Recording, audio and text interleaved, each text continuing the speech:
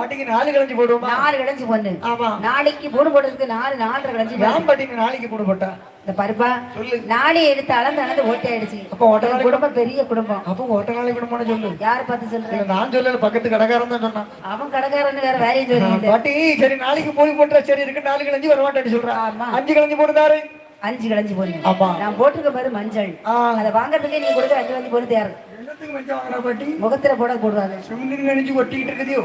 ஆமா பாட்டி. என்ன அப்ப 6 கலஞ்சி போட்டாரு? வரமாட்டேன். வரமாட்டியா? 6 கலஞ்சி ஆக்கி ஆசை மருமகனுக்கு ஆக்கி போட பத்தாது. எப்ப மருமகனுக்கு? ஆமா.